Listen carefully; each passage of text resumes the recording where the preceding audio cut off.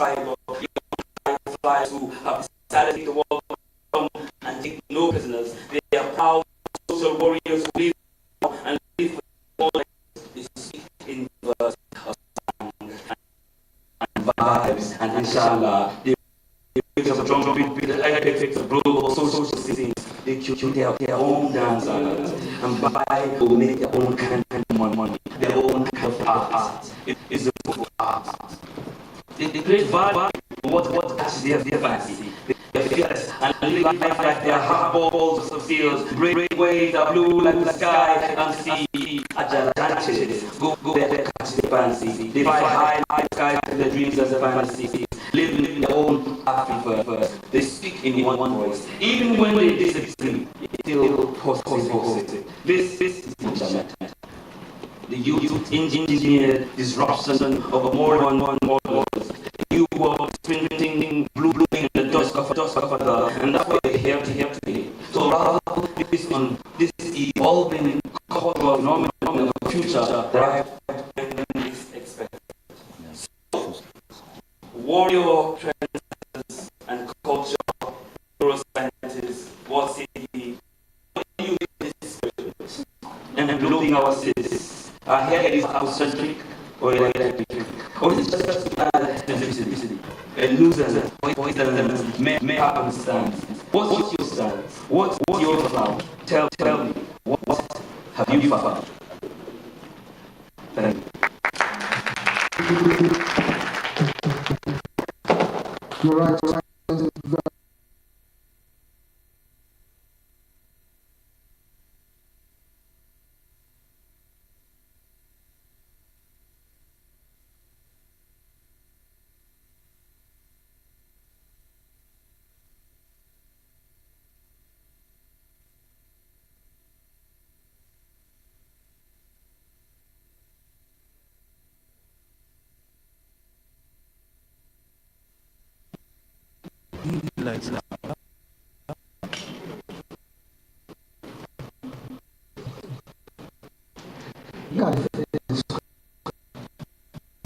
mind?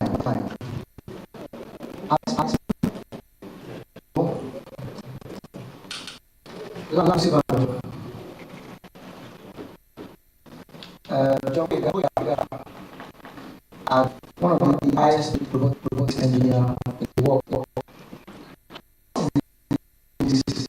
On one,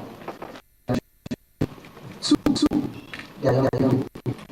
Three, and most importantly, their skills to face Nigeria on the stage. They are the original Afro-optimism to their skills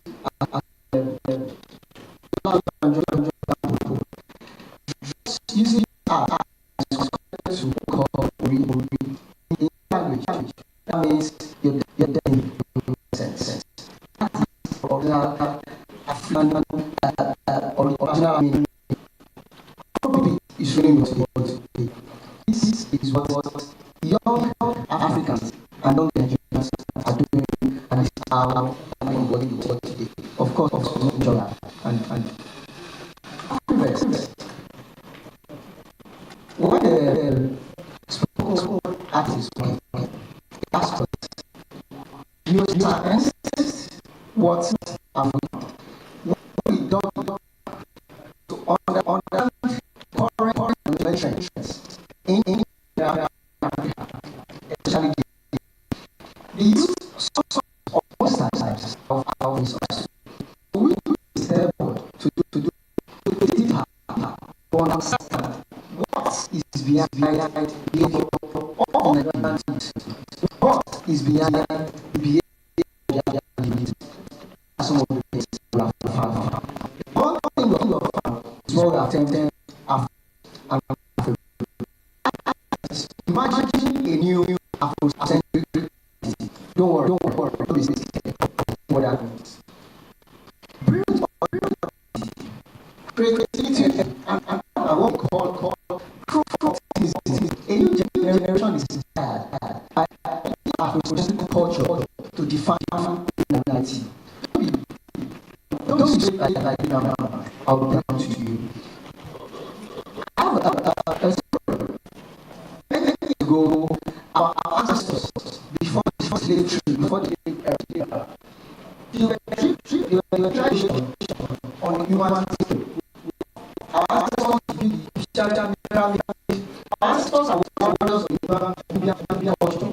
Our ancestors, African ancestors, they do the most behavior that we know. Our ancestors are the ones of the famous of now, the slave trade happened. But now, we have a new tribe that is rising. This new tribe is rising. They are connecting to African youth. They are letting our identity of process to the position of Africa on the global stage. And this is what Africa is all about. Now, interesting thing, they have to back up also. For those of us that are familiar with the mysteries, especially Africa, we can know that it's really war. A few weeks ago, calm down, cross a billion straight. So that is just one. For example, in fact, a young Nigerian under 30 has 34 listeners just what is that young I will imagine as in the world, and they are leveraging African originality to put Africa on the global stage. There's data that shows that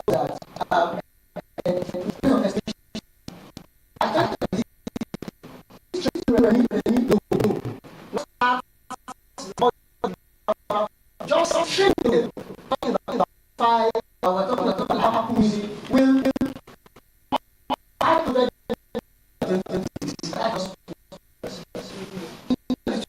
last year. Musicians combined what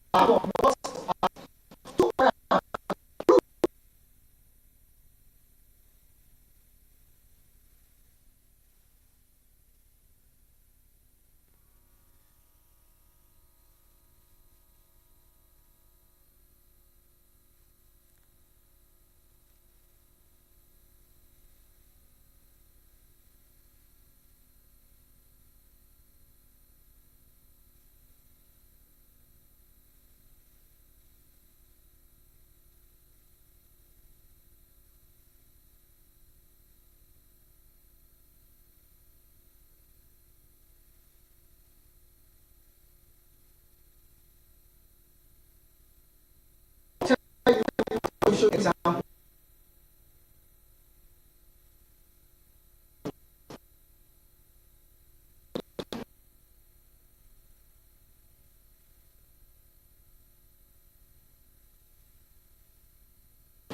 But I for it's Nigerian. What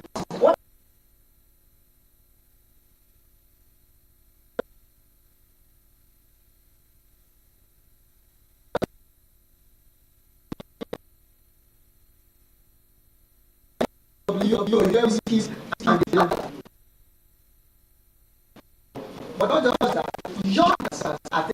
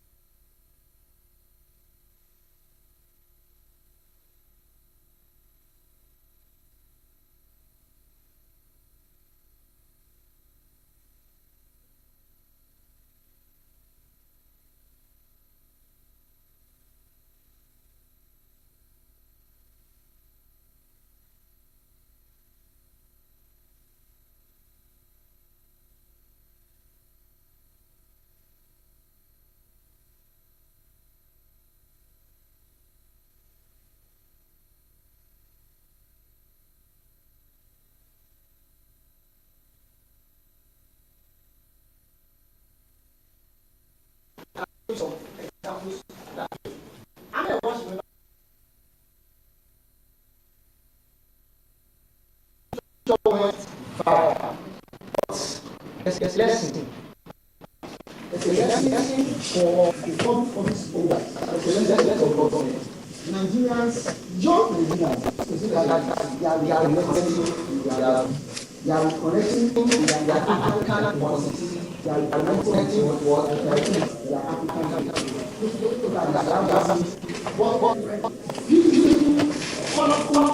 when this design by Nike was inspired by the original Nigerian spirit. This is a character that was inspired by the Diamond tribe. And Africa is taking I said something earlier. I said that what are the tendencies of these seeds for brand differentiation? Number one, brand how do you know brand? Or how do you know this is brand.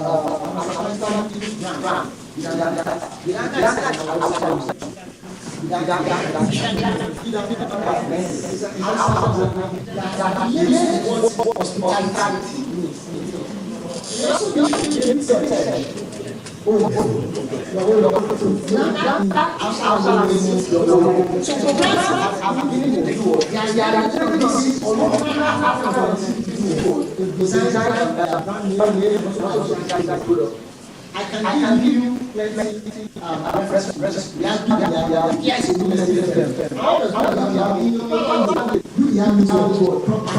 So we have resources, we have the scene.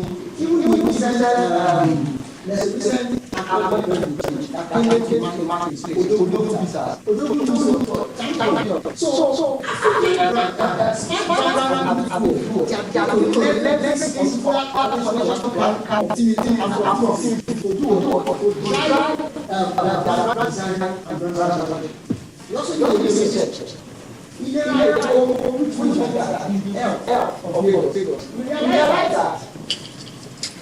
You realize that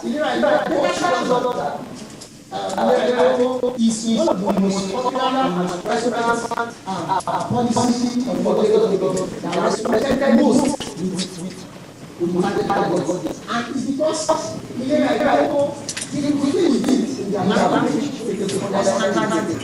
beyond most of these big policy campaigns some of them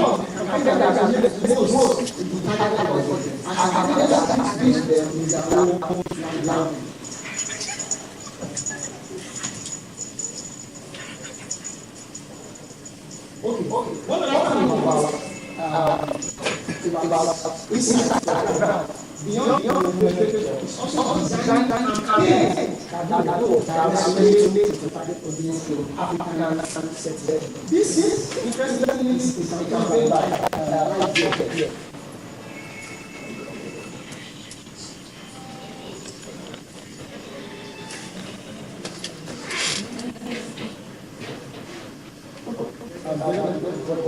This campaign is a campaign that Eastern demand and it's African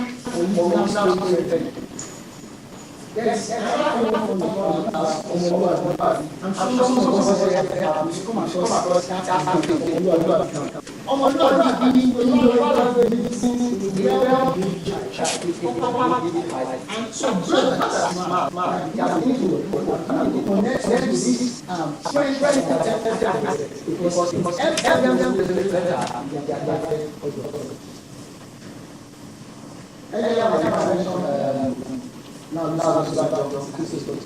this is the man in Nigeria as connected his act is built around the concept of Ori,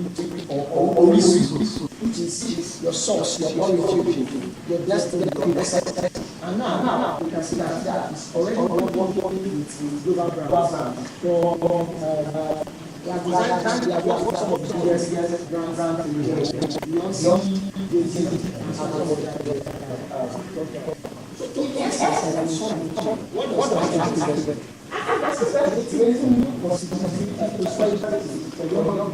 across continents. Young people like myself, young people here, they are doing what? They are doing to connect their essence on Africa.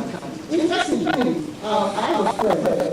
We have that all of these people are going to be African, no English, because young Africans they are beginning to do what? They are more proud of the sense of identity on the global level. And that's what driving. That's what drives their skills and display exhibition. Even fashion. There are a lot of fashion of those the former brands now.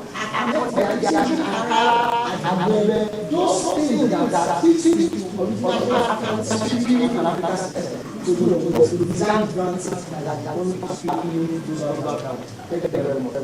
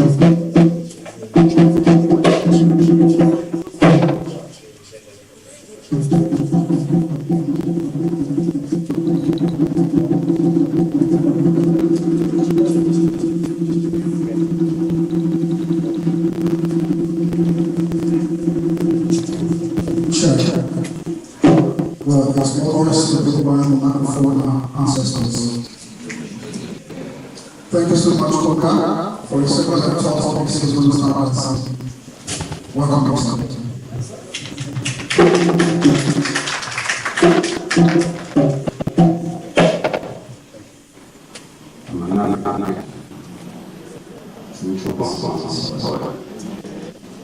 We don't know how to for those who don't know me, I don't dance. For the occasion demands, dance for every member of the audience today. Thank you for being patient with us. This is another exhibition of true spirit of Africa that was presented today. The rise to the challenges, only to go through this exhibition of one of the microphone. I will raise my voice, protected and ensure voice is heard beyond the walls of his hall.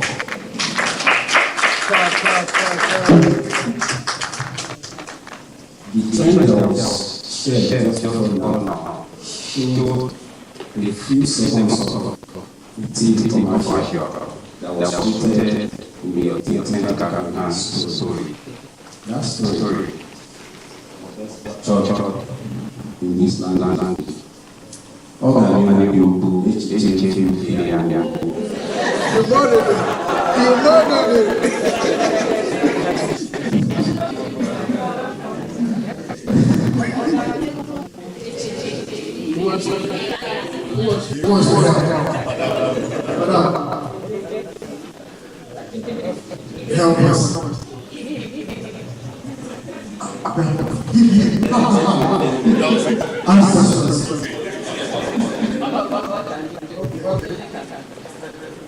Where does it go?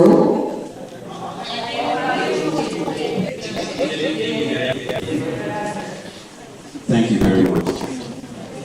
It doesn't matter what language it is. What matters is what is behind it. And what is behind that is an action of someone like me. For it means progress is mindset of our people. And this next trend that we are sending speaks to the unquenchable spirit of the African youth to go after progress by any means necessary. And I don't mean that we are boys. It is a warrior mindset, a conqueror's spirit, that there will be challenges. The African continent is replete with all manner of challenges, and our young minds are very, very much aware of these challenges and rising in our space every single day. It is that spirit of a warrior that conquers all challenges that we turn to go better than we know. It is a bold and resilient optimism of the youth in a transformed future, that future that is Africa, that future that will be better than now.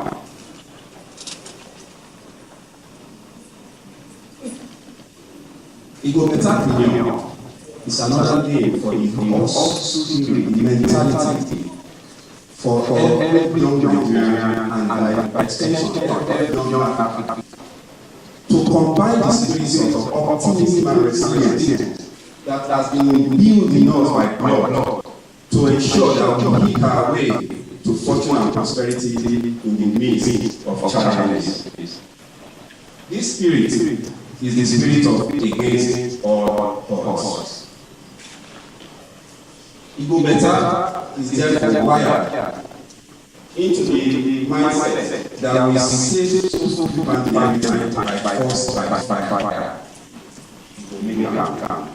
And no generation before us has done this and accepted it more than the Gentiles and the millennials that we have today.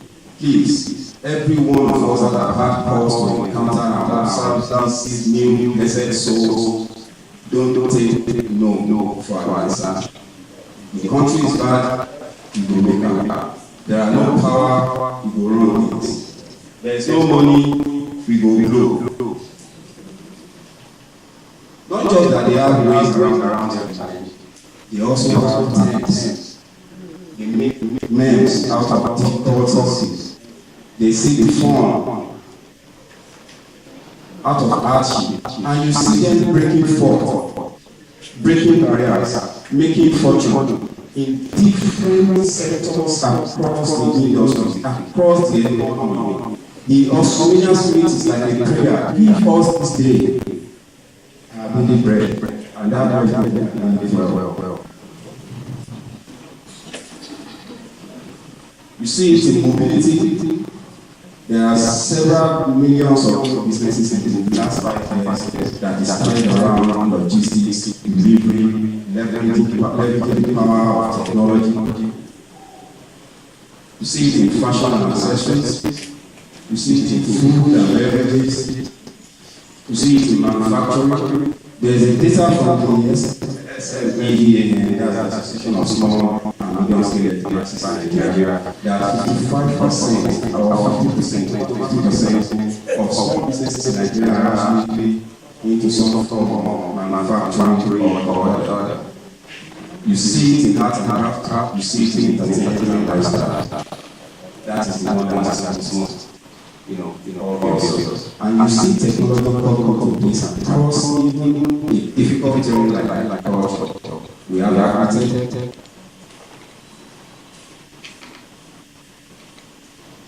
So data has shown that currently in Nigeria, there are close to 41 small businesses. That's actually the size or the population of several many countries in Africa and other parts of the world. Imagine the economy our young people are actually building a low absence of the big industries that are being before them. And they are driving the growth through contributions to GDP, through contributions to employment. The fintech ecosystem alone was said to have brought in about $1.6 billion in FDA injustice in the year. What has this saying to us? We can no longer ignore the Australian mentality of our youth. Those in entertainment are in the spotlight. We see them when we don't. We might not like their music that are being loved by millions of people over the world. We might not like their skits, but they are gaining millions of followers and they are sharing of the prosperity by content or platform owners, even in dollars. But we have some of them that are away from the spotlight. Like Aramanda Banjo, that's money. What ordinarily is in business. Old tires, waste tires. She's leveraging her resources. She's leveraging an innate African authenticity of being creative in every circumstance to create an economy into politically making. She's giving others, she's employing others, she's creating livelihood for our community. And we have other examples that are abound, from right-wing, which now knows no gender. And we have this innovative think bike, an electric powered bicycle that was invented to help smallholder farmers get their produce to the marketplace of consumers in double quick time to avoid perish and money that's sweat. And we have several other examples from that where small businesses don't require credentials.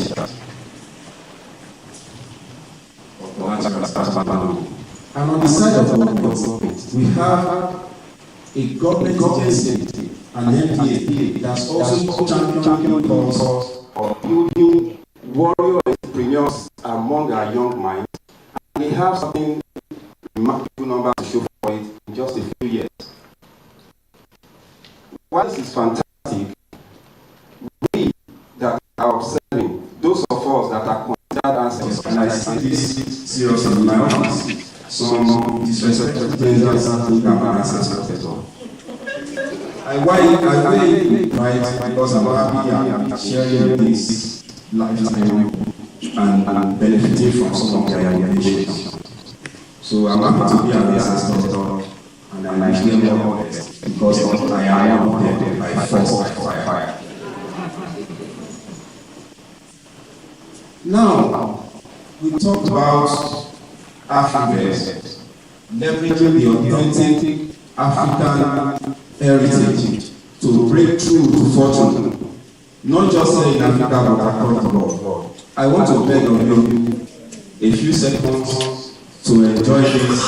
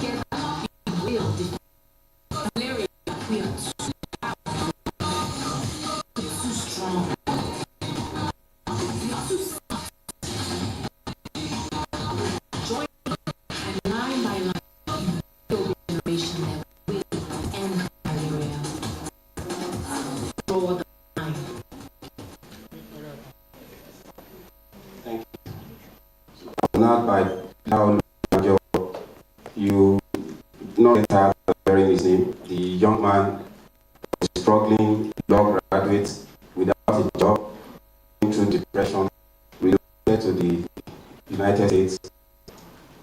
He started to reconnect with his own essence, that spirit. And he got it done for yourself. Since the power of technology. Our people are yours. This is one of the most viewed adverts on YouTube. It was for a cause. It decided to put his creativity towards us. What we need to do as custodians in our different spaces is to be more like them. What do we mean by this? We need to encourage our young people to dream. No dream is never too big. When you wake up, you realize you are not even stretched the limit of our imagination and by extension possibilities. How do we as brands and government representatives or institutions, how do we tap into this warrior spirit of Nigerian young people to make a way where there seems to be no way? The government cannot create all jobs. The private sector cannot create all jobs. There are always limitations, but we need to put together all the systems, the processes, and the framework environment, circumstances, the ecosystem that will enable us to optimize the desires in our young minds to conquer their circumstances. In a study that was done to find out what was behind among young people, number one issue was the environment. This is our environment. It is unhelpful. Imagine how much we pay on diesel, how much we pay overhead costs, operational costs. But these young people finding a way. Gig economy has emerged. Different industries, leaders are emerging. We need to put all the frameworks in place to ensure that we create purposeful programs, we work with them by empowering them. And when I say empowerment, it is not a camera this time around. We need to empower the youth. The power they need is the power of connectivity, is the power of resources, is the power of connections that will give them beyond systems, that will make the most of their progress mindset. I don't want to say the Igbo expression. And furthermore, we need to do more in terms of our effort at building small businesses or supporting them. And in doing this, we also need to support this with strategic communication. I will not stand here and say the government is doing enough. We need to do more. But a lot of what the government is doing, a lot of what the private sector is doing, a lot of what donor agencies are doing, are on some of these young people. They are in strategic communication. They have many platforms that we can leverage. The whole way no longer working for us. Let us come and support these young people to enjoy this Igbo program again. Thank you very much.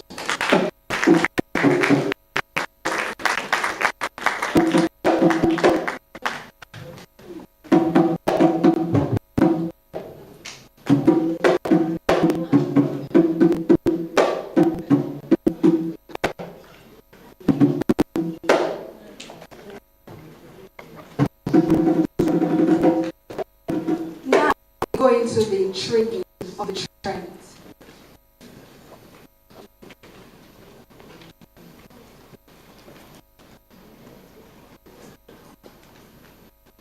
Unlike generations before now, Nigerian youth are increasingly becoming interested in themselves. They are putting themselves first.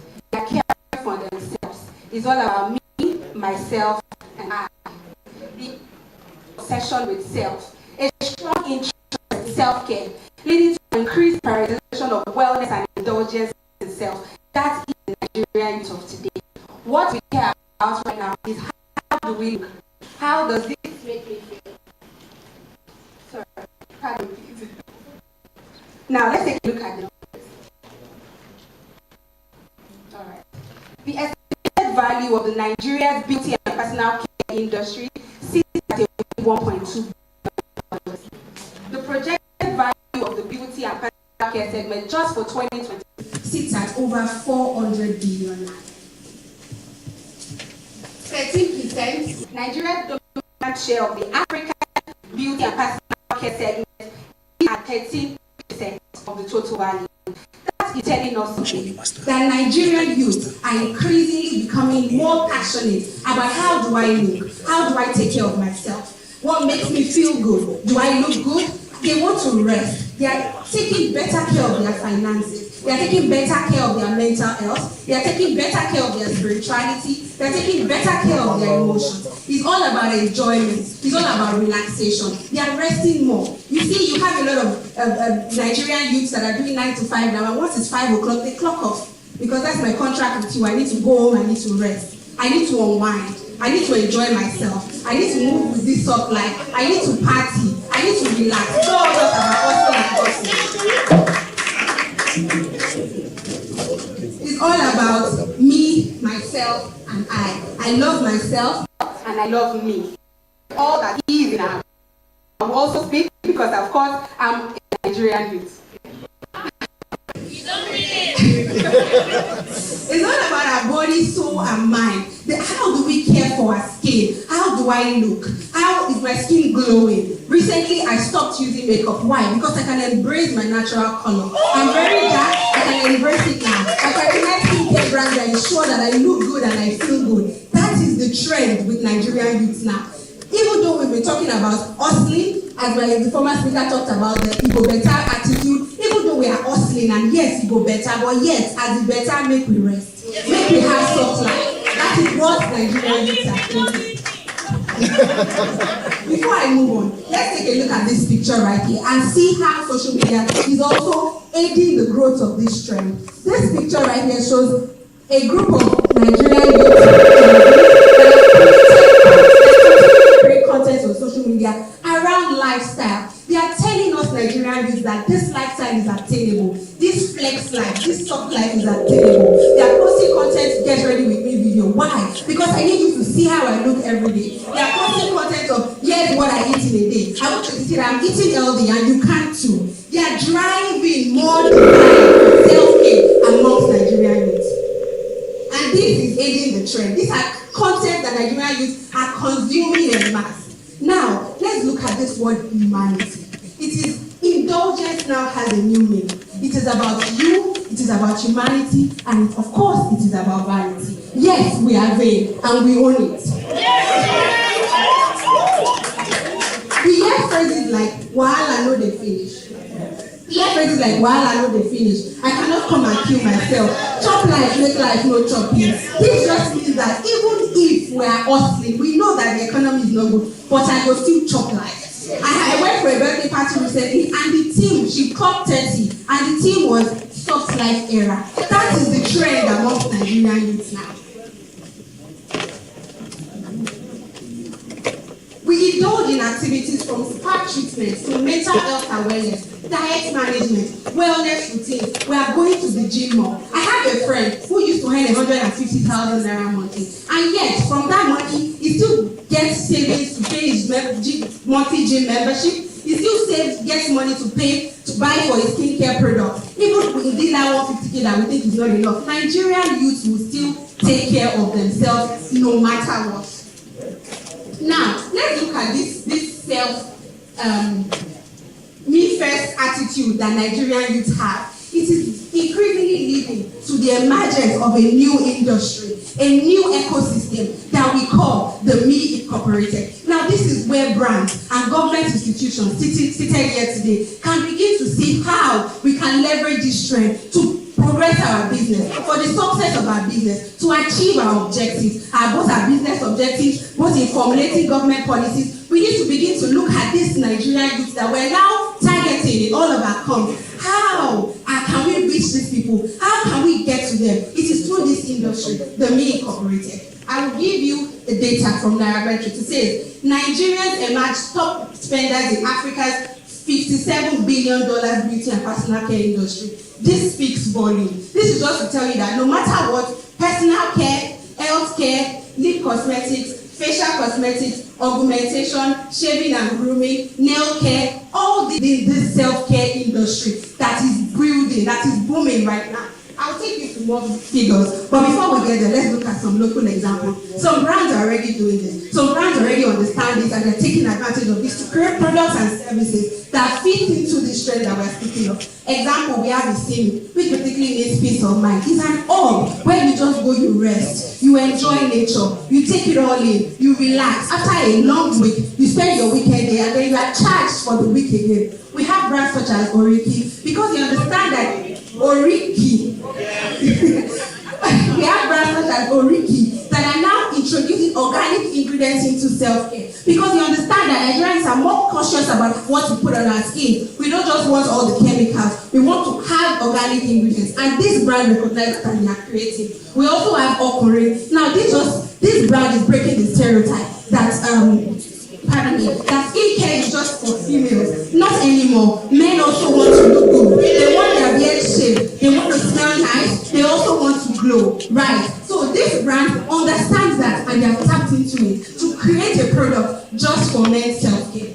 Now, as I said, how do brands and governments win from this? It's all about ensuring that your products and your services fit into this need-first mentality. How am I creating innovations? What type of innovations am I coming up with? Do they actually address this need-first need? Do your customers, do your consumers feel like they are kings and queens when they consume your product or your service? Do they feel like your product or your service was made for them? Your government policies, I want to say to government institutions right here, Nigerian youth don't hate you. We just want you to know that the government policies that you are coming up with has to work for us. It has to take care of us. It has to promise us a future. Now, all this self-care, wellness and enjoyment that I have been talking about is all aimed at this awesome and pleasurable lifestyle. We just want to enjoy life. Right. Now, all these policies they are coming up with, how does it ensure that Nigerian youth continue to enjoy their life? How is it personalized towards them? Does this make them feel like kings and queens? Does it promise them that this future that they aim to achieve is actually attainable? These are the questions that we as brands and government institutions here need to begin to think about. It is not just beyond, it is now beyond just selling your product. It is selling to your consumer what they want that elevates their self. They want to look good, they want to feel good. It's not longer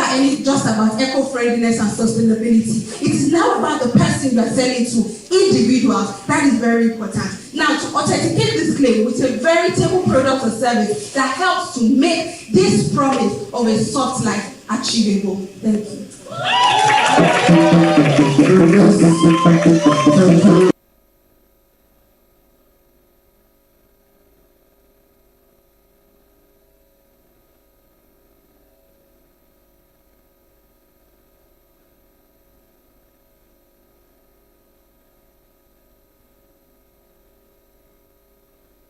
Information and strategy. Ladies and gentlemen, if your hands are not so easy, help me put them together for Mr. Gbenga of Mafasha.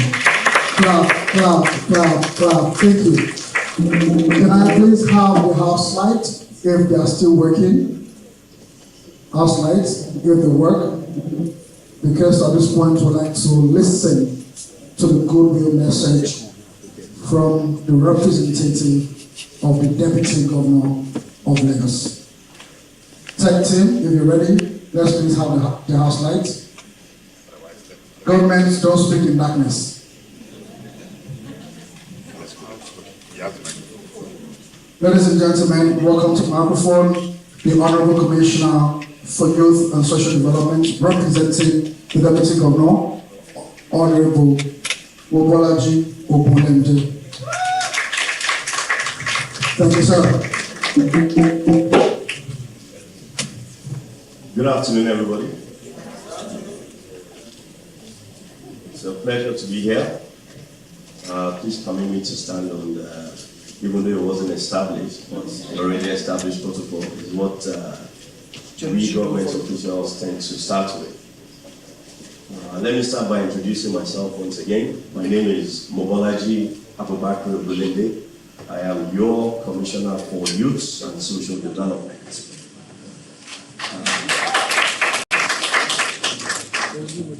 Can I, a big shout out to all the the Gen Zs.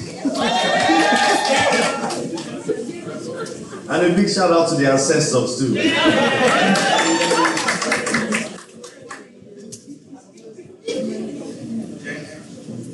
Even after watching this, I find out that my job is very difficult because I'm caught in between the Gen Zs and the ancestors, right? But first and foremost, I'd like to tender the reserved apologies of Mr. Deputy Governor, who was supposed to be here in person, but very last minute he had to represent the governor somewhere else, hence I had to come and represent him. And I will thank him especially for sending me to represent him because he has put me right in the middle. A lot has been said, Afrocentric, better, the soft life, and all of these good things.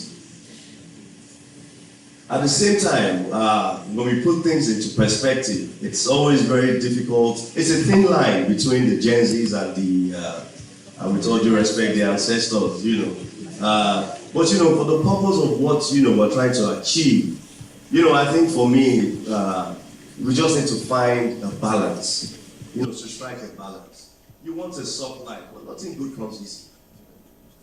That's the reality.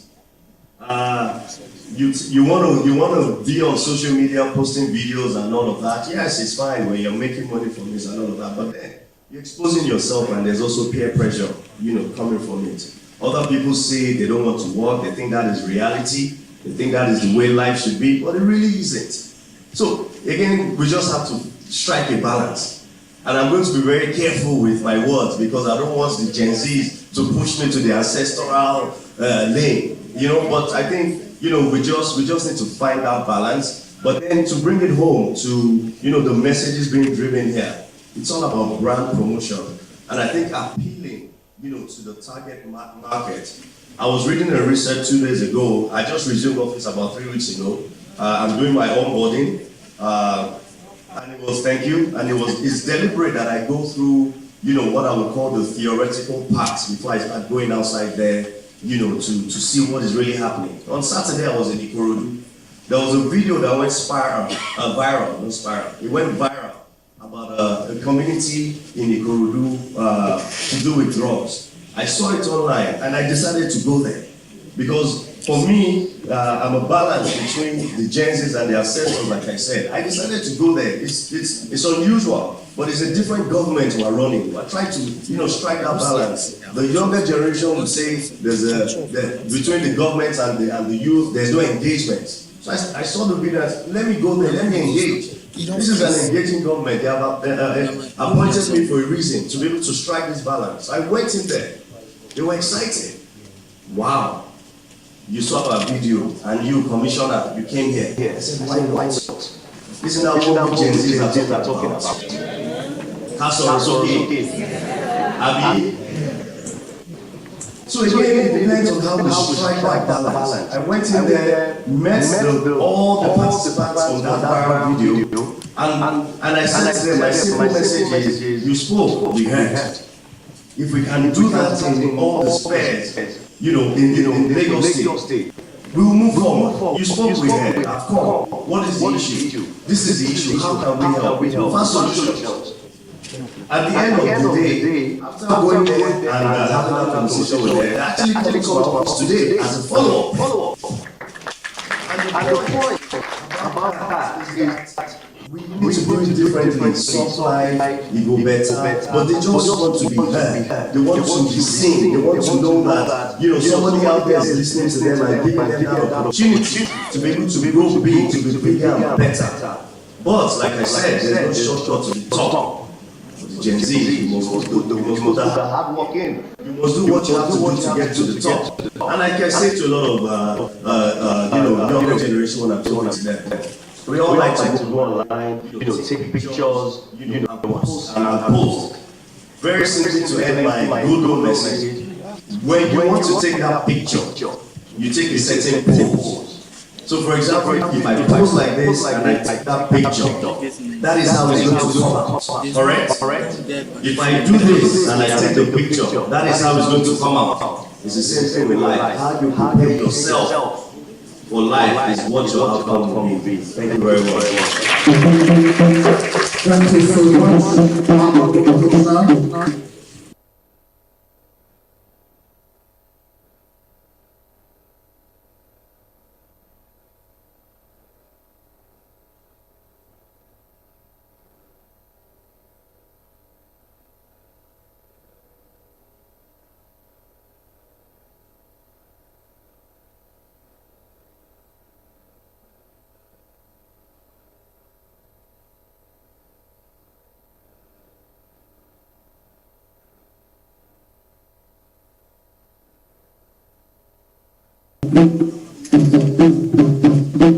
Thank you, Korea.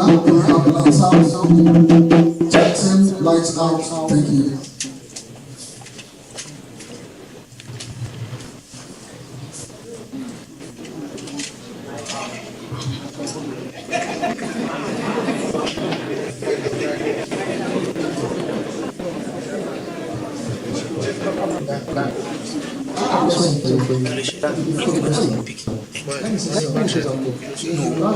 Where I come from, there's a saying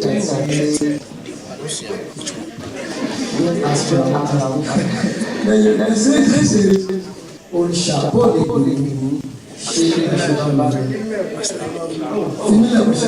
thank you very much. Let me ask this question. Okay. Who was it that young people leave their ideas outside over the Anthropologists process? Is it true? Somebody said fact. Okay. All right. No, maybe that was a joke, or maybe not.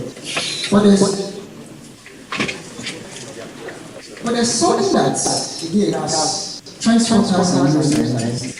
There's something that also cover that drives this trend. We realize that. Okay. Another question. What happens when young people decide to become where their imagination functions and come to life? Where they can be what is about the rest of the people already is very an alternative of virtual reality or alternatives, and that is what they do. Now, we live with this physical, but over time, we realize that human beings, especially younger generation, are expected to become conscious of their spirituality. Now, this social science that I talked about earlier is something that I believe that if our business or our whatever is today, if I wake up today, this is how I should work, or this is how I should not work. Young people believe in spirituality and their imagination. They have an imagination for what they think the world should be like. It's a vision of the future. Interesting. Let me cite an example. One of the reasons why Wakanda, Black Panther, went viral is because Wakanda is an imaginary African country that rivals top of the first world countries in terms of technology, in terms of innovations and whatnot. So young people are beginning to have that imagination of what the future can be or what. So if the current reality of the physical universe do not afford them that, what do? They create what we call an alternative universe, and that is what we have called Orisha. Now let me tell you about Orisha. Orisha is what we call alternative universe with emerging realities. Listen, over the last few years, cryptocurrency has gained strength. It's booming. Recently, until maybe 4 months ago, NFTs became a thing. I don't know if you fantasy programming. I'm sure you know who. If you are really adapt with sport, you play fantasy programming. You may not know what is driving your love for fantasy programming, but I'm here to uncover to you what is driving that fantasy programming. It is okay, for example, in fantasy programming now, you can assume it will change your drop or you can do what? You have access to funds, you can go to transfer market, you can buy players, you can do what? You can set up your team, you can play. So it is what it is a trend that we have realized that is driving young people to because of what they believe that in that alternate universe, in that alternate universe, they can do what? They can be themselves, they can live their life, their imaginations and realities can come home. And that is what is also driving what you call metaverse. So Orishameta is an alternate universe, like I said, but imagine reality where they can live. And that is what we also call metaverse. And after the Orishameta is an African where spirituality, like I mentioned, along with imagination and technology converges. It embodies humanity, mental and physical and social journey. Of course, we know that as human, we have the what? We have the physical pain, we have the spiritual pain. But young people today now believe that their spirituality can do what? Can connect them to an imagined universe. And technology platforms that are smart, they are doing what? They are creating that platform to do what? To make young people to live that imagination in, and that is what metaverse is all about. There is a case study that I also show you. I think sometime last year, or maybe in the last 2 years, what we call Ubuntu Land. A tech company created Ubuntu Land, where it is a virtual world, and you can buy land. You can buy land, you can do that, you can live in that world. This is what is driving Orishameta. That's emerging reality. And some brands are doing, they are beginning to take advantage of this trend to create products, to create platforms that young people are leveraging. In the metaverse, necessarily world constraints to pioneer innovation, like I said, connectivity and limitless possibility. Because in the metaverse, you can become the president of your own country.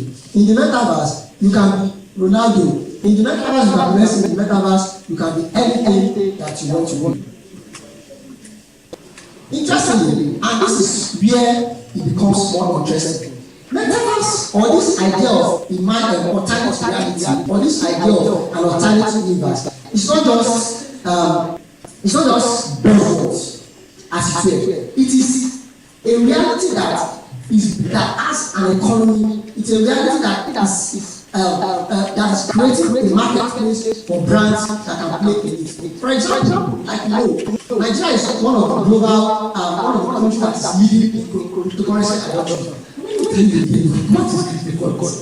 It is just that I cannot bring out a naira, I cannot bring out the cash in my pocket to do what to transact. But with cryptocurrency cryptocurrency is what? A virtual currency. You can use it to trade and to transact and do businesses. So you can see that there is indeed a marketplace, there's indeed an economy that is striving and driving what we call Orishameta. Metaverse has been predicted to contribute at least $40 billion. Think about that. To sustain our economy over the next 10 years. Imagine that. And do what? That can engage this shit in the language in which they understand and on the platform that they play in. NFT sales growth for 2020. Imagine what is NFT? Digital art or virtual art. I create a design, I upload, somebody cannot see, but from somewhere in another country, somebody is paying me hundreds of thousands of dollars to buy my art. So you can imagine that if young people are deliberate, they are interested in this thing and they are putting the proverbial put your money where your mouth is, you can tell that this is alive and thriving. Orishameta. Okay. Estimated value of the Nigerian betting segment. This gaming is an untapped market in Nigeria today.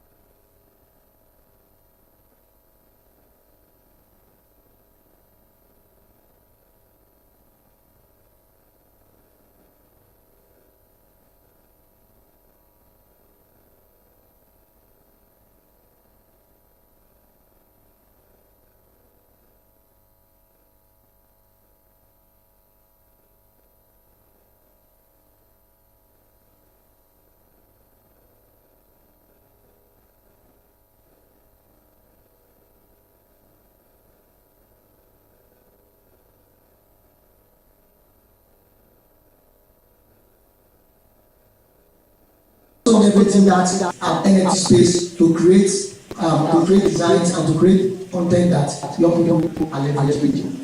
Now, here is the most important part. What is the implication of this alternative delivery plan? What is the implication? Marketing will become where becomes new products and services, like I mentioned, metaverse.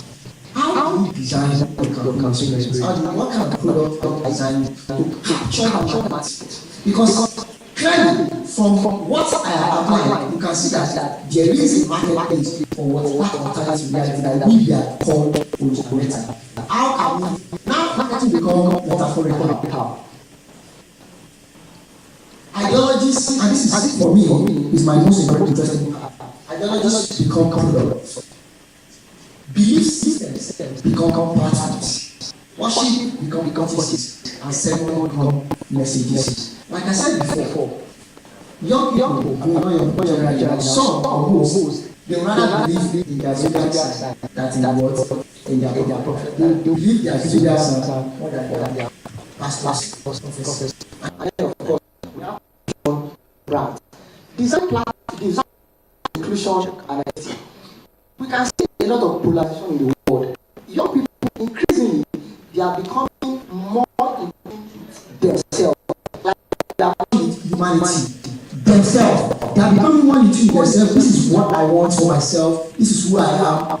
Maybe I'm Gen Z or I'm this, I'm that. Inclusion is changing, and all of these things are also having the mindset that they are trying to what youth are about. So for brands today, one thing I should learn, not just brand, also for government, design for inclusion and identity. Also pursue timeless difference. What stops us having some metaverse concepts, for example, that brands and drive, and yet these young people that are already in that space, you don't need to. There are a lot of them that are already doing what they believe in this, and they are already playing in that sector. Thank you very much.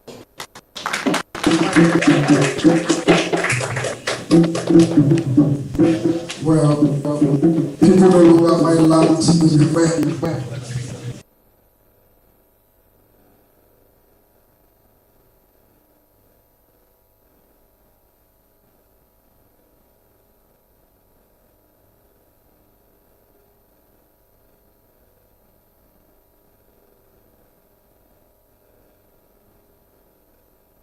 Interesting.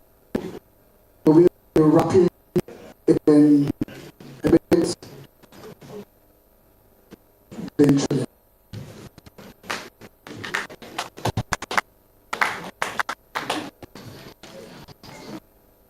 Okay, here.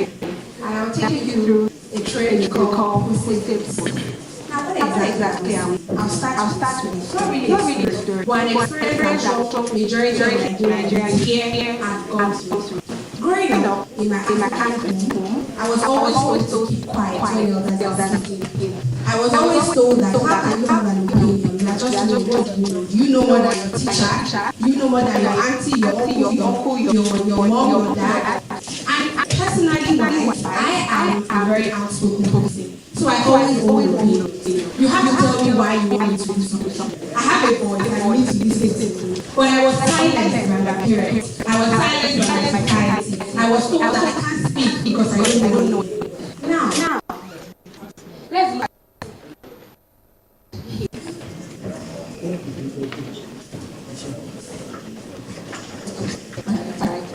now, realizing that now I'm grown. Now I'm out of my parents' parents. I have a voice and I have something to say, and I'm going to make you listen to me. That is the Nigerian youth that we have today. We have a voice and we want to express ourselves. We have an opinion about various issues. We want to gist, we want to talk, we want to just have a community of like-minded people where we can continuously express ourselves. What do you think about what happened today? And then gist are coming. In my office, they were always gisting. There's always something to talk about. It's either one of Mr. Yomi's top is too tight, or Mr. Yomi's age is too high. There's just always something. We just want to gist. And we are building platforms. We are creating platforms where we can continuously express ourselves, where we can ensure that people that want to listen can listen to us. Moving now, I want to tell you a story. There's a family that shared $50 billion to over 2 million members in just 3 years. Let me break it down so that you can assimilate these numbers. That means $45 million a day, $1.2 million an hour, $520,000 per second. Every second in just 3 years. Don't you want to be a member of a family? I don't want to be a member of that family. And this family right here, you don't need to be you don't join this family by DNA. You don't have to pay anything to join this family. And this family that we are speaking about is of course YouTube. All I need is a phone and a voice. And I create content, I post on YouTube page, and I get millions of people to watch my videos, and then I get paid. Imagine that life. Of course, we used to say that is why you see that the number of YouTube bloggers are increasing on a daily basis. Now, let's take a look at the numbers. Nigerian podcast titles available on Spotify as at 2021 sits at 2.9 million. What are we saying? That is just to tell you that there are so many things that we want to talk about. So many people somebody started a podcast today and just talking about dating, sex, marriage, relationship. Tomorrow I say, okay, I'm interested in finance. I start my own podcast, and then daily, these numbers are growing. 222% exponential increase in podcast leadership just from 2021 to 2022. And then the revenue projections for the Nigerian media and entertainment industry by 2025 sits at $15 billion. Now, we are I believe that this number should make us question what platforms are you leveraging to tell your story. We can see here that platforms are available. Are you utilizing these platforms to tell your stories?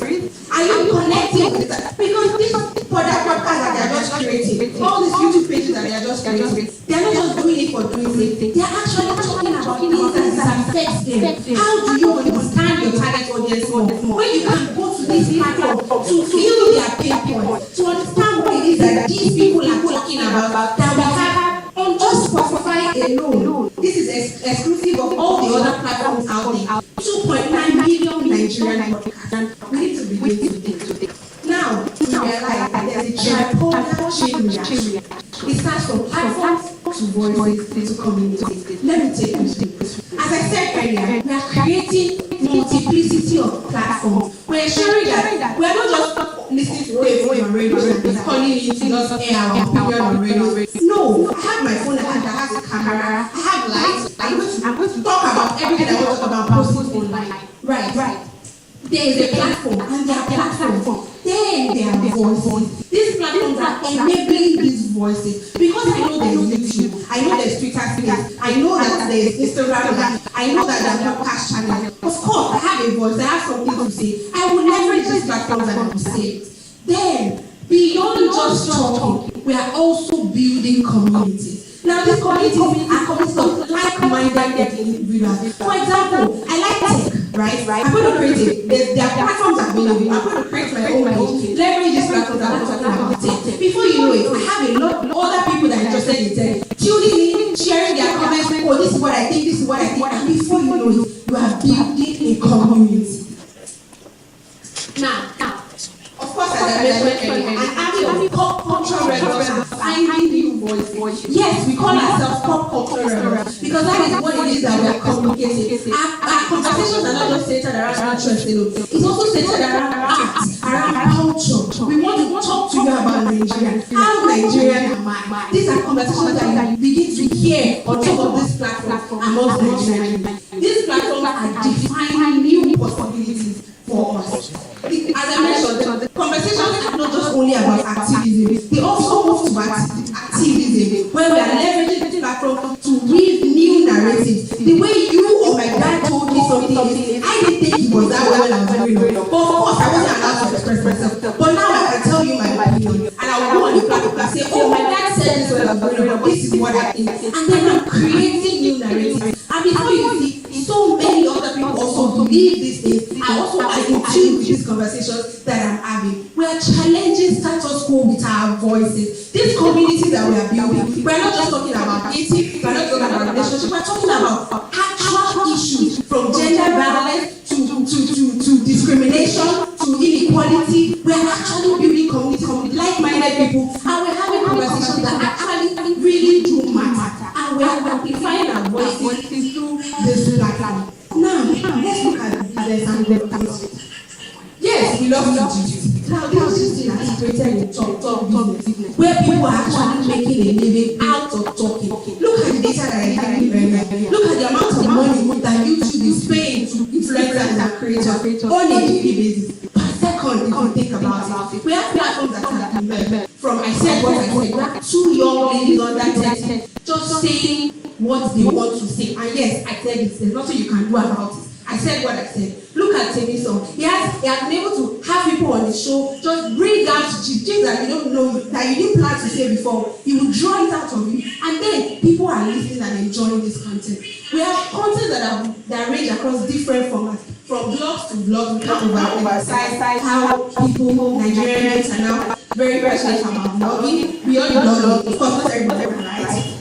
So but I can talk. So I'm creating a blog platform. Then the rise of kids. You see that so many influencers now create kids content. Why do they want to express themselves? Talk about podcasts and podcasts. And the gaming industry is also very, very huge. This is an industry that we as brands need to begin to think how we can tap into it. Then there's digital art. Now, beyond talking, right, I also can express myself creatively. I can draw how I feel, right? I can express myself through virtual art and digital art. And these are the things that, ways by which Nigerian youth are communicating. Then, of course, we are building our tribe. I have my own tribe, I have my own community. The guys that listen to I said what I said, they believe that they belong to them. For some reason, FK is your friend. Because you listen to our talk, so you feel you build that bond between them, like, this girl, I feel you. I understand what you're saying. Yes, I can relate. That's the vibe. And then you are building your own tribe just by all these platforms that we have talked about. And the content type has gained wide patronage and attention. And this content ranging from comedy, dating, politics, pop culture,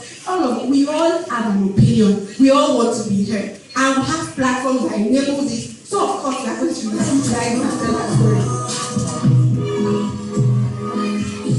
Now look at how these people are telling their own story through dance. That's what I'm telling you. It's not beyond podcasting, it's beyond vlogging. There are other creative ways that Nigerian youth have begun to express themselves. Now they are setting up alternate media platforms from Spotify, YouTube, Clubhouse, TikTok, Facebook, WhatsApp. The platforms are inexhaustible. Like you can't get through all of them. And these are the opportunities that Nigerian youth are now leveraging to continue to have a voice. Now, let's talk about technology. The only way we're able to multiply these platforms and our voice continue to grow is because of what? It's because of technology. So we cannot underestimate or overestimate the importance of technology in these growing voices of Nigerian youth. Then the platforms, as I mentioned, they continue to emerge, and Nigerian youth are increasingly finding different ways to make themselves heard. Now, the point is either good or bad. Whether my opinion makes sense or it doesn't make sense, I have a platform, so I'm going to talk about it. Whether what I'm saying makes sense or it doesn't make sense, I have a voice, I have a platform, then I'll talk about it. And before you know it, a bunch of unmaking sense people start building this community, and then they are continuing talking about things that makes absolutely no sense. But of course, we are Nigerian youth, and that's what I want you to hear me, and I'll continue to say. Now let's look at some of these communities, the ones that are actually making positive impact. Look at our economy. It's focused on women, empowerment. Look at CCO. It's focused on tech communities. And those are the communities that come from just me speaking online. Before you know it, somebody invites me to speak at an event, and I go and speak. Before you know it, I set up my own speaking engagements. And before you know it, I start building this community and this tribe moves. Look at the Honest Bunch podcast. I'm going to be honest. I will just say anything that's on my mind. I'm absolutely honest. I said what I said. So Nigeria. This is just basically telling you that even our voices that we are projecting, we are also talking Nigeria. We are also talking about our roots. Who are we? What is our culture? We are transporting the Nigerian culture globally. And that is one thing that these platforms enable us. And these voices that we have and the communities that we are able to use, this is how they enable us to be heard. Looking at this, I've already mentioned, look at this 240 22% increase in podcast consumption. See how it is being driven by Gen Z.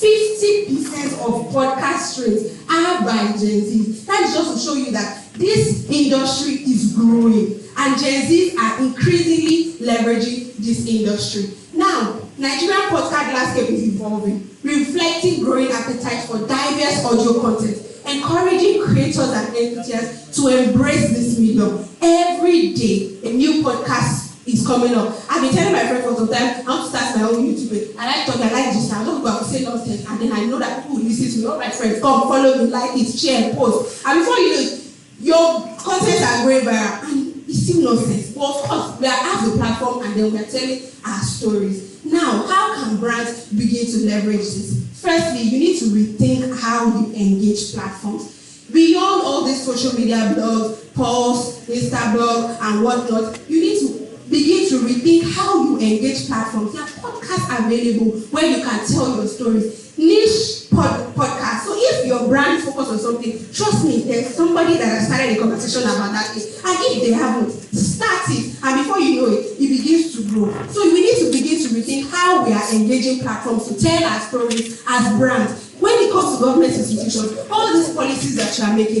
these platforms already exist where Nigerian youth are already talking. Go on these platforms and talk about your policy. Oh, this is what we want to do for youth in Nigeria. Oh, this is what we want to do for education. Oh, this is what we want to do for tech. They are able to communicate these policies in ways that Nigerian youth can assimilate because, of course, they are speaking their language and they already have the following. So we need to begin to rethink how we engage platforms. Then, of course, when it comes to marketing, how are you plugging in pop arts and culture in your marketing? As I explained, Nigerians are not just talking. Yes, we have people that are just talking, but we have the more serious-minded people who are focusing back on pop art and culture. How are you infusing this interest into your marketing campaigns, into your innovative ideas? How are you infusing these things that you are talking about? You want to know what Nigerians want? You want to know what your target for Nigerian youth wants? You want to know what your target audience is all about? If they are within the Gen Z bracket, go and listen to this podcast and hear what it is that is interesting to them. And then you can begin to coin your campaigns, your products, your services in such a way that it actually meets their needs. Then, of course, youth support. This refers to the communities. As I mentioned earlier, communities are growing, right? We are growing communities for different niche, different aspects, different genre, different interests. How are you as a brand and as a government supporting these communities that are growing? For government agencies now, it's just beyond telling people to go and learn tailoring or telling them to go and do this. There are actual communities that are building. So you can be able to make your policies in such a way that it's tailored to these specific needs and interests of Nigerian youth. Even as brands, there are communities that you can support. There are communities that you can own. Find them. Even though they are growing just now, look at the data that I shared to you. Just between 2021 and 2022, we've seen 222% growth. Imagine what's going to be the data for 2022 to 2023. So the industry is growing. There's room for you to support people. There's room for you to rethink how you're engaging platforms and also ensure that you are infusing pop arts and culture into your marketing strategies. Thank you.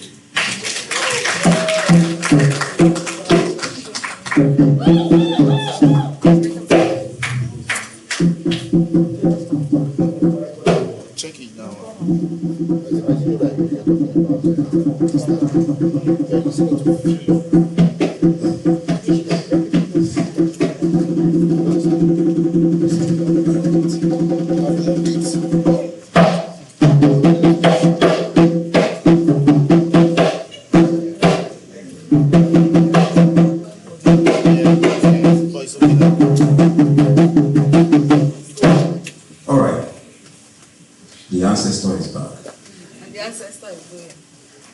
It's been interesting so far, and the last trend that the trend spotter shared had to do with multiplicity of platforms, the possibilities that are opening up to us, not just the Gen Zers, but to brands, to communities, to institutions.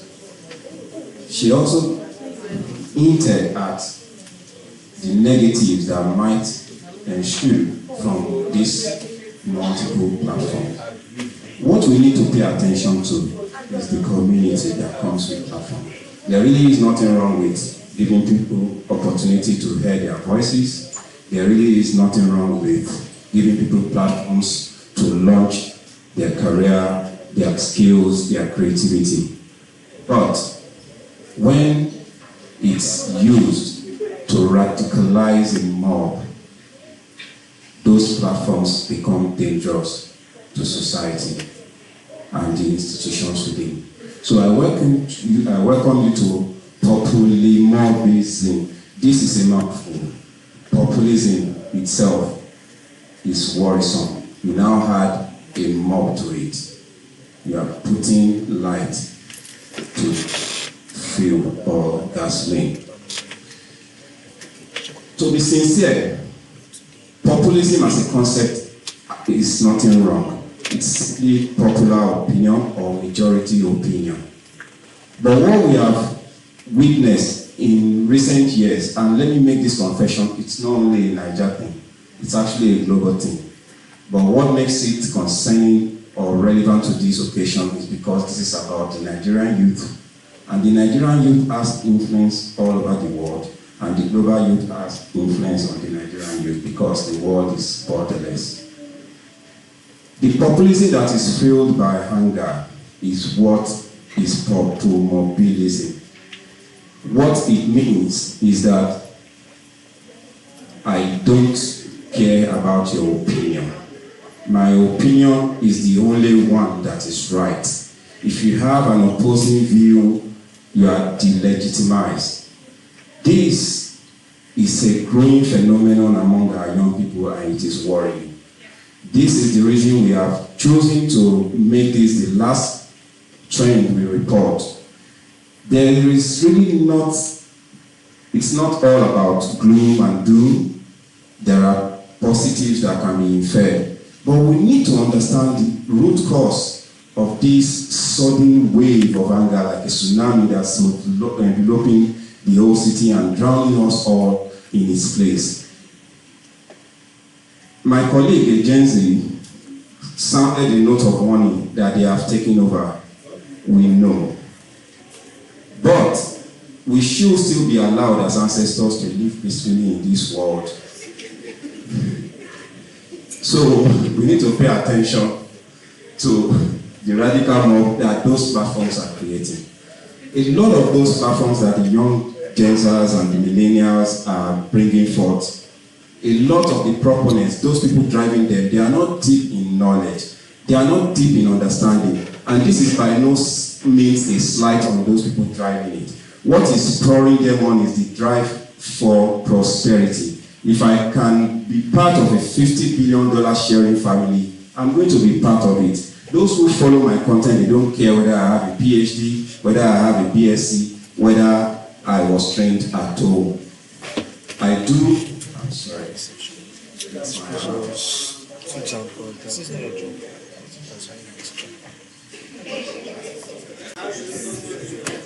The ancestors wanted to call me, I'm not ready. So what we have, the kind of populism that we have now is the one that's beginning to reshape the political and social landscape. We saw how tense the last election was in Nigeria, and it was not nice. You cannot afford to say, oh, Omotola, I don't support your candidate, then I become the devil. Femi cannot afford to say, Lionhead, your candidate is not qualified, I will think about killing him. That is not how societies are built. There's a lot of prosperity that is lying ahead of us. A reimagined Africa that the young ones are bringing upon us can be ruined before we even begin to enjoy the benefits if populism is not put in check. We don't go agree. Enough is enough. These are some of the things that, the positions that these young people begin to take. And it has also led to what they proudly say, cancel culture.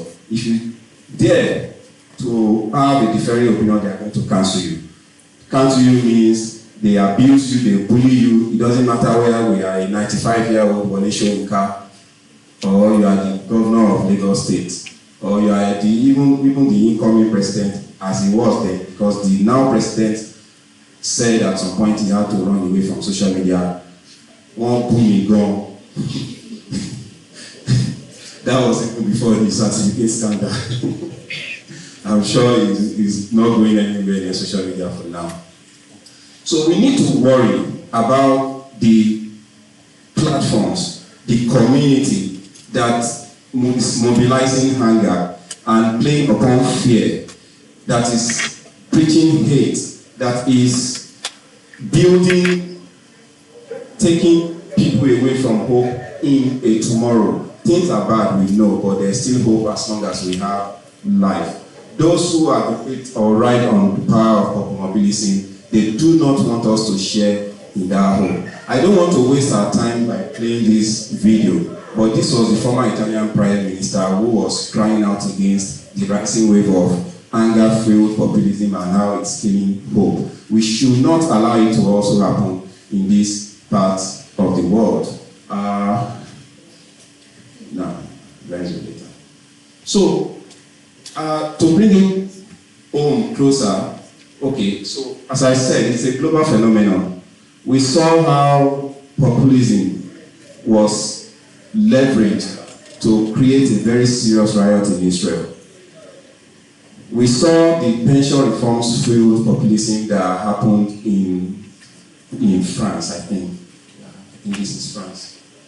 And in Côte d'Ivoire, I think this is Algeria. In Côte d'Ivoire, we also have populism. But if you all remember, this issue of mobilizing anger started, I think, in North Africa in recent years with the Arab Spring, and it quickly, spread. Why did it spread? The reason it spread is simple.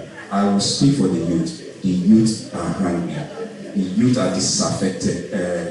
Disaffectionate, they are dissatisfied with the status quo, but so are we, the ancestors, but we have not burned the house down. So let's find a way of managing youth anger, and we'll find a way of living through and nipping this populism in the bud. We all remember very recently the ravages that NSAS brought.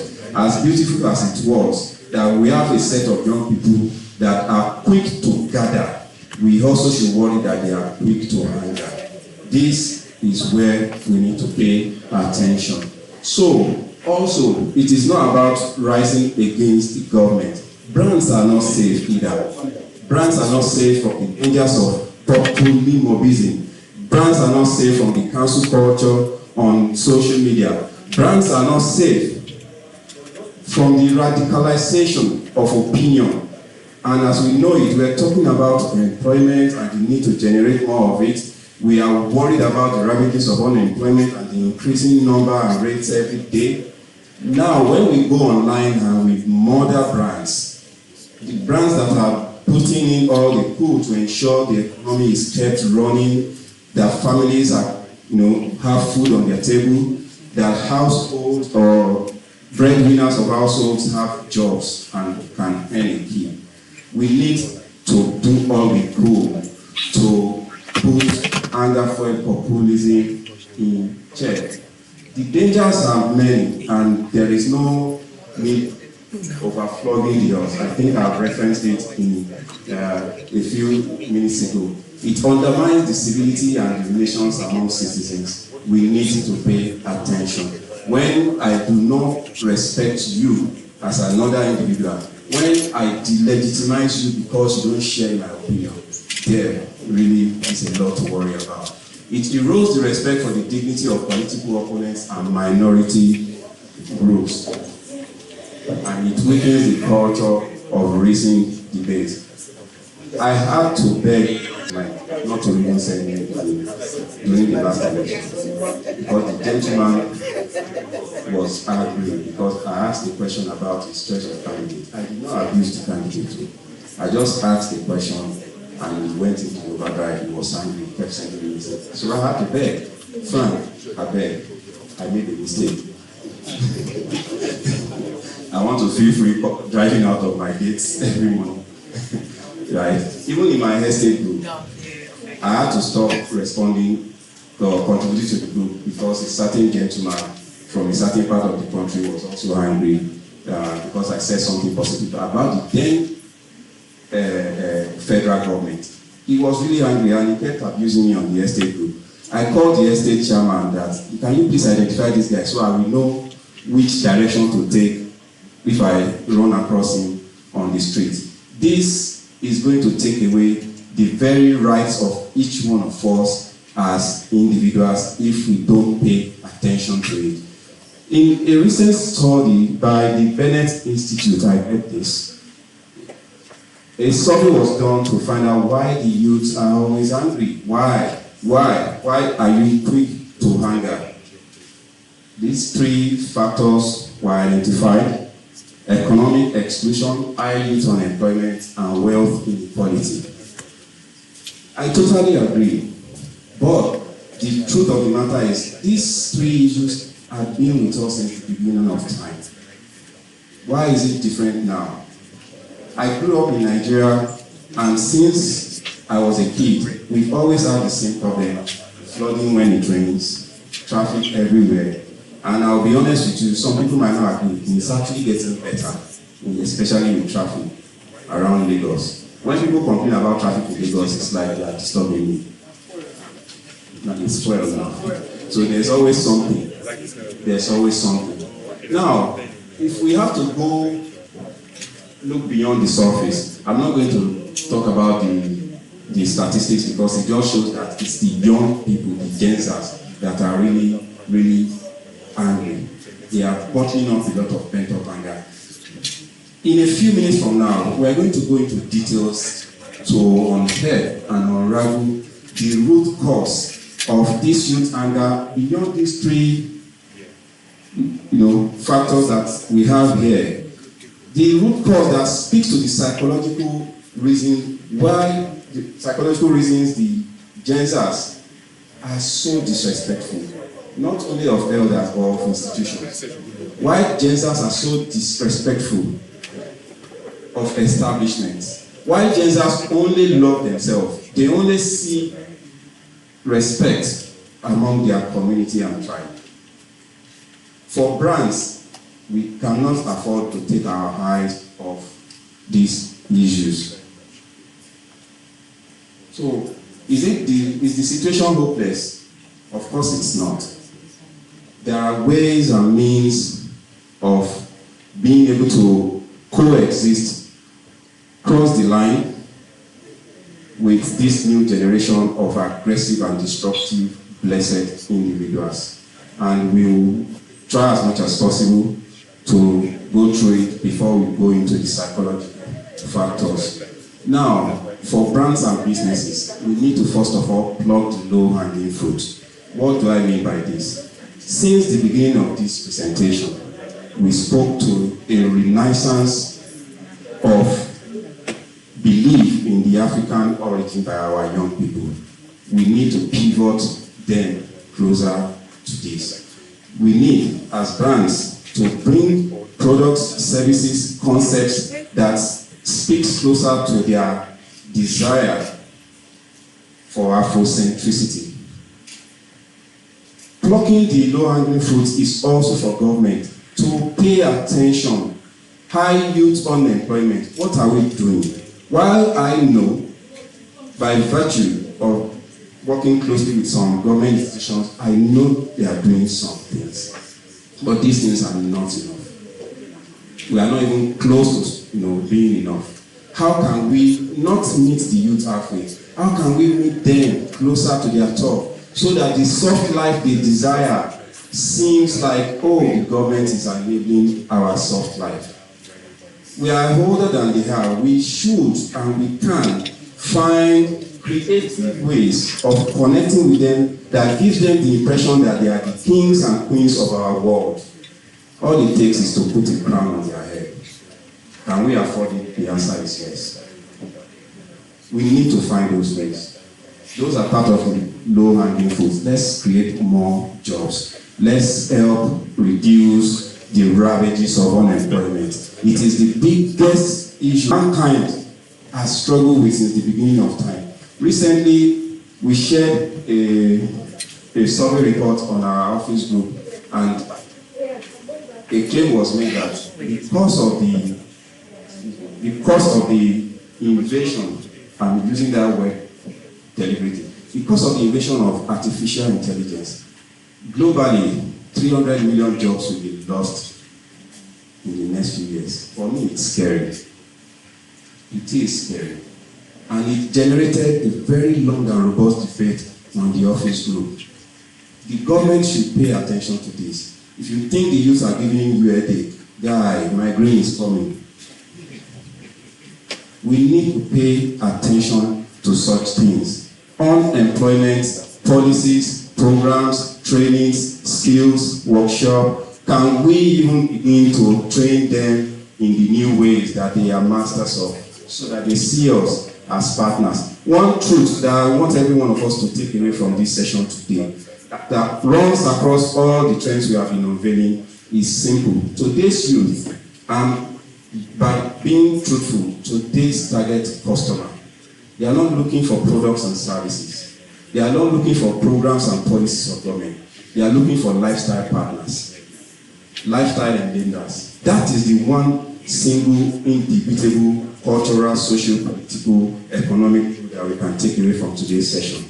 Be their lifestyle partner, enable them, help them, work with them, walk the talk, make them feel like king. The same way we make our friends, our babes, our girlfriends, our wives feel like they are the rulers of our home. Let's make the youth feel like that, and they will replicate that love in return. We need to be more like the youth in terms of our communication, in terms of our policies, in terms of our policy implementation. We need to speak more like them. Gone are the days of using verbose grammar. What platforms are we even leveraging? Are we still putting our messages on LTV8 and Radio Lagos because they are government institutions? Are we still going to have interviews on Arise TV where a certain gentleman will make your life hell? Why can't we have our own podcast and employ the young people to be the drivers of that platform? They will help us build the communities of believers in our, because by then they will also be getting some form of prosperity from being enabled by the government. And that is just one, and that is just scratching the surface. We can do better, we can dig deeper beyond the skin. Let's help them. We need to be like them in culture and lifestyle. My colleagues have said this on handling. Platform integration, lifestyle integration. Those, to me, are the new commandments of the new generation Bible. Anything outside of those two, platform integration, we have a practice that ensures our communication travels across integrated platforms so that we reach all the audience, particularly those who matter. Beyond decision makers that are just less than 1% of the population, how many of us, including the youth, read newspapers? Let's look the other way. Let's think again. Possibles together in one voice with momentum. That's the new direction. Platforms. Lifestyle integration. They are artistic. We are African. Oriki, Isimi, Ilera Eko, Giganka, Dukia. There are several like that.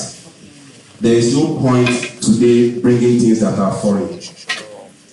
When we were younger, we hide our Nigerian names, Yoruba names, because we want to associate more with foreign names. In my school then, boys would be adopting. There was a guy, his name was Alabi Suraju, and he chose another name, Alan Zurich.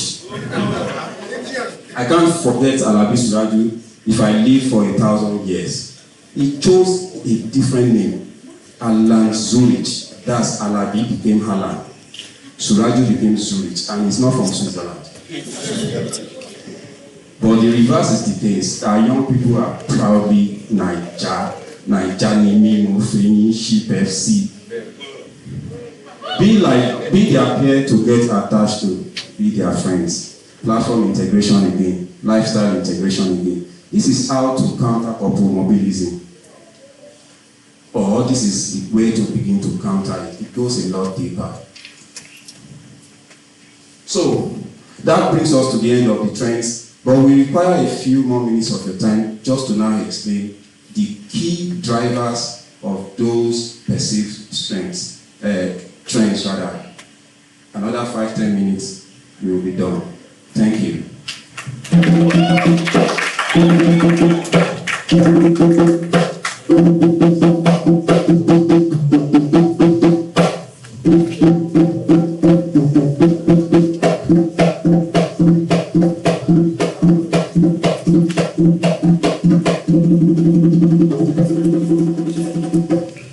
Thank you, Mr. Kunga.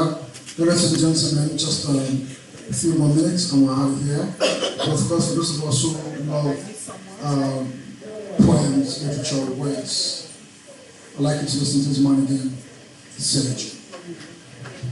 Thank you. I honestly wonder if I can speak about this conversation, those things they say, very smart stuff. So I'm going to just say more for like a minute or two. Actually, don't be fooled. I'm Jay-Z. I'm not I'm just very captain and wife here today. So let's have a conversation. Are we in the information age or the digital age? Where are we? Are we in the era of social media?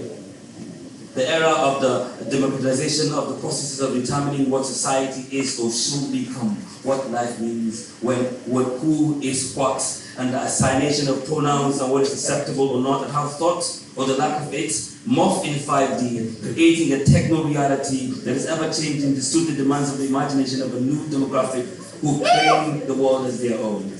Let's have a conversation. You guys like to move, yeah? So it is the information age, where life moves fast on the information superhighway. A traffic of thoughts and ideas radiate and stream in light and color, streaking across a kaleidoscope of digital blips that rip right into the heart of things, the heart of the matter. Fact, the future is here now. If you do not know, you're no longer living in the present. We exist in the future now, for those who don't know. It may not look like it, but the world is what we thought it would be, except we didn't think of it being this way. Someone else did, perhaps.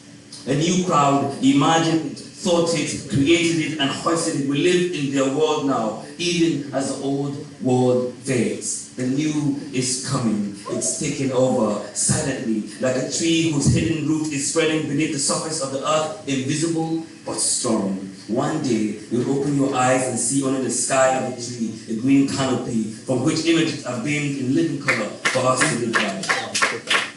So let's get to business, the business of the future today, an encapsulation of the dreams of a generation, the Gen Z, us, and the millennials, their aspirations and their fantasies, a clan of believers in self, lovers of self, fearless doers, those for whom the sky is merely a playground. Yes, those who reach for the stars and name them after themselves with no remorse. Oh yes, they show no remorse, take no prisoners. They have taken the Africa that we know and made of it a continent that glows. Call them the Renaissance Army. They are daily our pride and glory. Reclaiming this blessed lot are possessed of the spirit of the Afro-Imaginarium, I confess, a spirit of rebirth, reconnecting to the roots, drawing from our golden heritage, art, life, lifestyle, to forge for friends and family, fortunes and prosperity beyond belief. So, let's one more time welcome Lionhead. Thank you.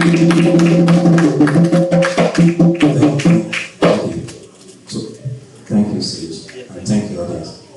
So I'll quickly run through the powers that are driving the innovative trends that we see. All the trends that we have unraveled today, the overriding theme is Afro-Imaginarium. This is a renaissance, a rebirth, a reconnection to the roots, the spirit that springs forth, the creativity that we leverage to prosperity. It is the reconnection to everything that gives us power, strength, and skills. The power of belief is simply the a belief in ourselves as individuals first, then a belief in our heritage, that is Africa, and a belief in our culture, our origin, everything that's tradition, that seems to be lost in the ways they traveled between then and now, being rediscovered to be our weapon to unleash and reclaim what belongs to us, prosperity for the individual. I believe, there is a strong belief by every single Nigerian youth that he or she has what it takes in himself, be. So whether it's art, fashion, lifestyle, music, sports, tech, it is that power of belief. A Nigerian is the highest paid robotics engineer in the whole world. But that's not new for some of us. A Nigerian it was that started the language that led to the internet we all enjoy today, Philip Semeguali. I believe he should be in his 60s or 70s now. So it's a reconnection to the root. It is not something that is not original to us in Africa or to our young minds that are actually breaking those barriers. The second power is the power of mobility. That is how much we leverage technology, to connect. The third one is the power of creativity. It is the discovery and design of newness, the unleashing of the wealth of our fertile imagination. Bring up the challenge, we find a creative way around it. And it's springing up in different kind of SMEs that we are seeing day by day. We have the power of commonality. That is how we build tribe. What do we have in common? The youths are identifying, recognizing, and mobilizing themselves in order to leverage the power of the collective. We have the power of the sense of sensitivity, which is the exploration of the human touch, meaning spirituality. Think again, Orishaneta. And we have lastly the power of attachment dynamics. A lot of us might not know what this really means, but when you see the young ones acting seemingly irrational, there has been a disconnect during the formative years. Think back 2-3 decades ago when the hustle story started in our household. The father is working, the mother must work. I am a proud product of Mama must stay at home. But now, in those 2-3 decades ago, when the hustle story started creeping into our families, the mother also has to work. The feminism we are all seeing today, positive and negative, started taking root, either by means of necessity or by just being woke back then, without being really woke. Our mothers had to also support the family. Then the daycare era started. We started seeing 6 months being taken to crèches. 6-month-old babies. 1-year-olds is doing graduation. Graduation from what to what? While the parents are happy to show that my 18-month-old child came first in a certain competition in his class with who? The pride we take in showing off that we are beginning early to put our children in the academic ways was going to pay back in not so good dividend decades after. There is what they call secure attachment and insecure attachment. That is where I'm going. Neuroscientists have said emphatically that the formative years of a child between 0 months and 3 years is the most important in his or her life. That is where the child develops bonds to non-verbal cues, and those bonds must first and foremost be with the parent. But those bonds started waning, thinning, started losing. Today, children really don't respect the parent. And who will be you if you are not paying his or her child school fees? You have no say. The daycare we took our children to 20 years ago, 10 years ago, the caregivers there have no attachment to those kids. Let's think about it. That caregiver has to attend to 30 other kids as well. So if you cry unnecessarily, they will give you something to put you to bed. Children started missing the bond with the older generation and started finding solace in their peers. So they did not have secure attachment, they had insecure attachment. To compound matters, they were finding peer attachments. And that led us to the concept of decentralized peer attachment. The attachment we grew with our peers in those formative years, 6, 7, started changing when we were changing school. The one at home that is permanent is no longer relevant. We grow into that age where we begin to find trust in like minds, possibles, platforms. We build communities. If I cough and I have a generation like mine, that cough is beautiful, whether it makes sense or not. We started mortgaging reason, values, respect for elders. I saw a YouTube clip recently, a podcast in America, where a 19-year-old girl was so disrespectful to a 60-year-old woman who was also on the podcast.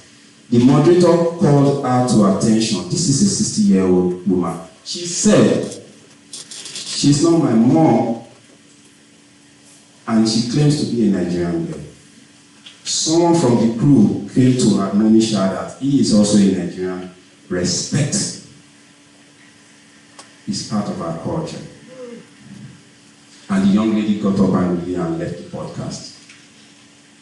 Anger,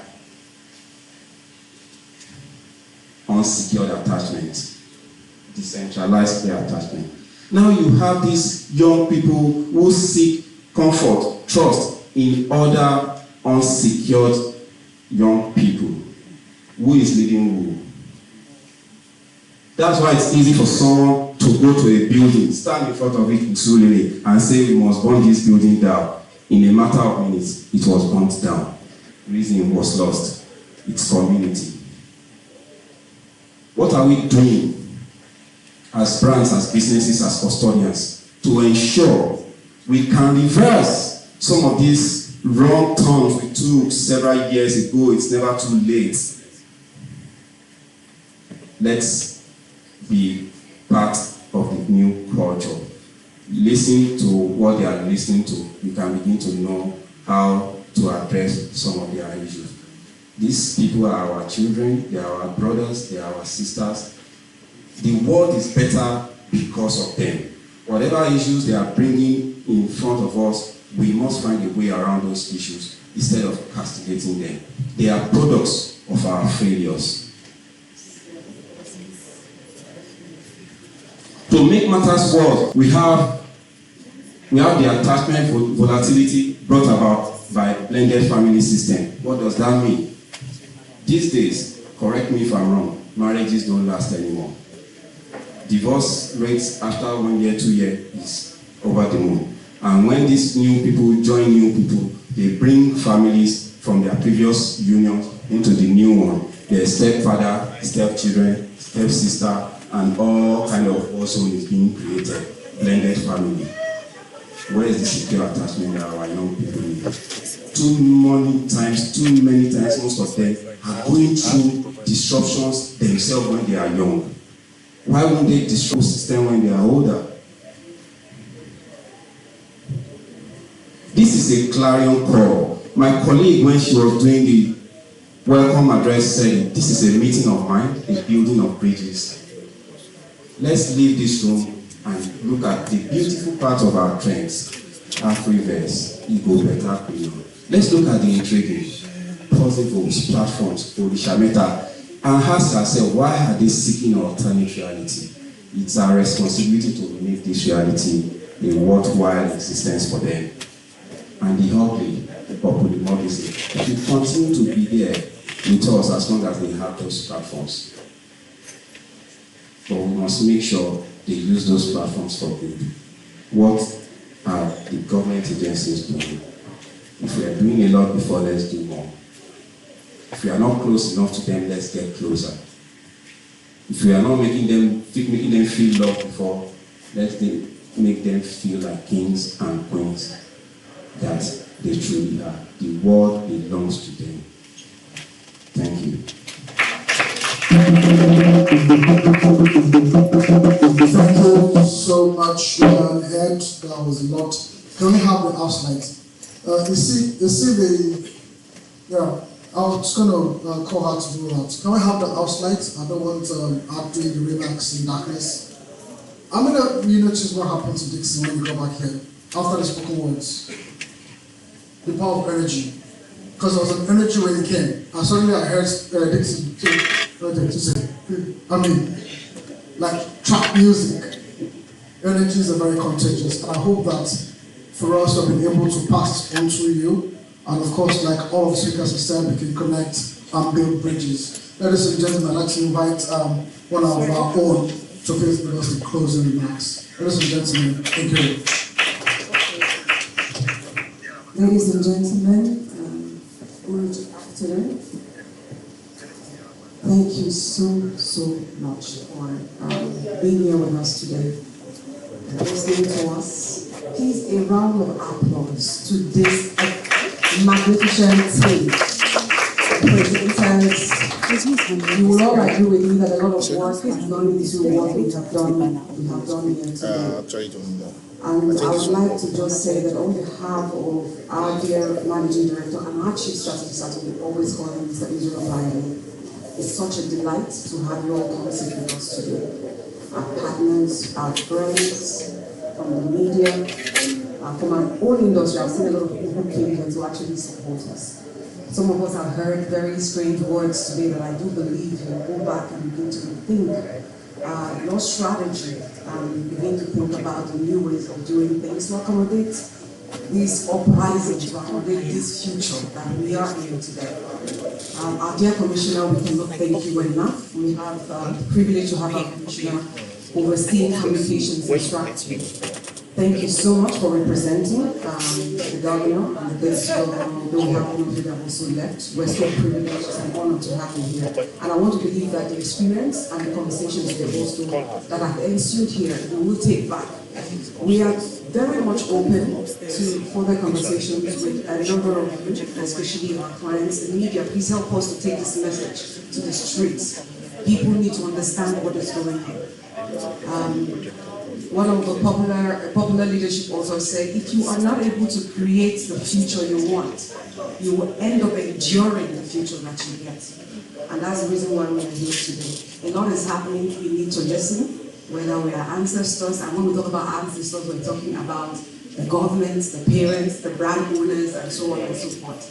We need to begin to rethink and we begin to live in the new reality that we all see. We're very much open to conversations with every one of you.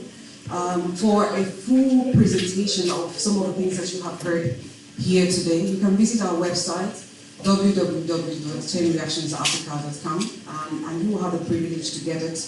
But I'm also very certain that you may want to call us in to have other conversations with you. We want to help you to rejig some of the things that you have done so you can be present to tap into that audience and into what exactly you are looking for in terms of your goals and objectives. We're very privileged to have you. And we also really apologize for the time fast, but I think it's worth it. We will continue to take these conversations forward. Again, we are Chain Reactions Africa, and we're the leading public relations and communication consultants, and we are ready here to say thank you so much for coming.